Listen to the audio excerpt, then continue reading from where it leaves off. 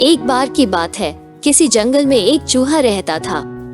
एक दिन जब वो अपनी बिल की तरफ लौट रहा था तो उसने एक गुफा में एक शेर को आराम करते देखा। शेर को मजे में सोते हुए देख चूहे के मन में शरारत सूझी। चूहा शेर की गुफा में जा घुसा और शेर के ऊपर चढ़ गया। वो शेर के ऊपर खूब उछल कूद करने लगा और उसके बाल खींचने लगा। चूहे की शरारतों से शेर की नींद खुल गई और उसने चूहे को दबोच लिया। चूहा बुरी तरह डर गया और रो रो कर शेर से विनती करने लगा कि शेर जी, मुझे मत मारो, मुझसे भूल हो गई, मुझे जाने दो। अगर आज आप मुझे जाने देंगे तो मैं आपके इस उपकार के बदले भविष्य में जब भी आपको किसी मदद की जरूरत होगी मैं आपकी मदद करूंगा। चूहे की बातें सुनकर शेर की हंसी निकल गई।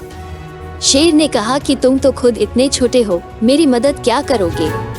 चूहे की विनती सुनकर शेर को उस पर दया आ गई और उसने चूहे को छोड़ दिया। चूहे ने शेर को धन्यवाद बोला और वहां से चला गया। कुछ दिनों बाद जब शेर खाने की तलाश में इधर उधर घूम रहा था तभी अचानक किसी शिकारी के फैलाए जाल में फंस गया। शेर ने खुद को जाल से निकालने की भरपूर कोशिश की लेकिन निकल नहीं पाया। काफी देर कोशिश करने के बाद शेर ने मदद के लिए दहाड़ लगानी शुरू की। उसी वक्त वो चूहा उधर से गुजर रहा था कि उसने शेर की दहाड़ने की आवाज सुनी। वो भागकर शेर के पास गया और शेर को जाल में फंसा देख चौंक गया। उसने बिना देर करते हुए अपने नुकीले दांतों से जाल को काटना शुरू किया और कुछ ही देर में उसने पूरे जाल को काटकर शेर को आजाद कर दिया। चूहे की इस मदद से शेर की आंखें भर आईं और नम आंखों से शेर ने चूहे को धन्यवाद किया और दोनों वहां से चले गए। फिर शेर और चूहा अच्छे दोस्त बन गए। इस कहानी से हमें ये सीख मिलती है कि हमें सिर्फ शरीर के आधार पर किसी इंसान को छोटा या बड़ा नहीं समझना चाहिए। साथ ही हमें दूसरों की मदद करनी चाहिए, क्योंकि जब हम दूसरों की मदद करेंगे तभी कोई हमारी मदद के लिए आगे आएगा। शेर और लोमड़ी। एक बार की बात है, एक जंगल में एक बलवान शेर रहा करता था। शेर रोज शिकार करने के लिए नदी के किनारे जाया करता था।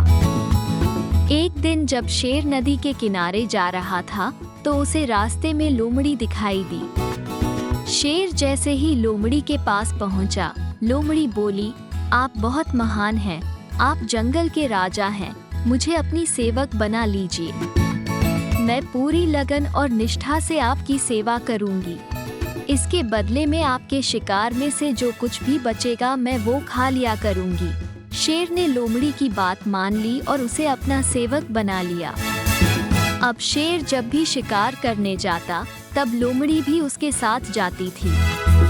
लोमड़ी शेर के शिकार का बचा खुचा मांस खाकर बलवान होती जा रही थी। एक दिन लोमड़ी ने शेर से कहा, अब तो मैं भी तुम्हारे बराबर ही बलवान हो गई हूँ, इसलिए मैं आज हाथी पर वार करूंगी। जब वो मर जाएगा तो मैं हाथी का मांस खाऊंगी। मेरे से जो मांस बच जाएगा वो तुम खा लेना। शेर को लगा कि लोमड़ी दोस्ती में ऐसा मजाक कर रही है, लेकिन लोमड़ी को अपनी शक्ति पर कुछ ज्यादा ही घमंड हो चला था। लोमड़ी एक गुफा के ऊपर चढ़ गई और हाथी का इंतजार करने लगी। शेर को हाथी की ताकत का अंदाजा था, इसलिए उसने लोमड़ी को बहुत समझाया, लेकिन वो नहीं मानी। तभी उस चट्टान के नीचे से एक हाथी गुजरने लगा। लोमड़ी हाथी पर हमला करने के लिए उस पर कूद पड़ी, लेकिन लोमड़ी सही जगह छलांग नहीं लगा पाई और हाथी के पैरों में जा गिरी। हाथी ने जैसे ही पैर बढ़ाया वैसे ही लोमड़ी उसके पैर के नीचे आ गई और कुचल गई। इस तरह लोमड़ी ने अपने दोस्त शेर की बात न मानकर बहुत बड़ी गलती की और अपने प्राण गंवा दिए। इस कहानी से हमें ये शिक्षा मिलती है कि हमें कभी भी किसी बात पर घमंड नहीं करना चाहिए और अपने सच्चे दोस्त को नीचा नहीं दिखाना चाहिए। सोने की ईंटें। एक छोटे से गांव में एक ईमानदार और मेहनती किसान रहता था। उसका नाम रामू था। वो अपने खेतों में दिन रात मेहनत करता और अपने परिवार का पालन पोषण करता। एक दिन जब वो अपने खेत में हल चला रहा था, उसे जमीन के नीचे कुछ चमकीली चीजें दिखाई दी। जैसे ही वह नीचे झुका तो उसने देखा कि वे सोने की ईंटें थीं। रामू के लिए यह एक अप्रत्याशित खजाना था।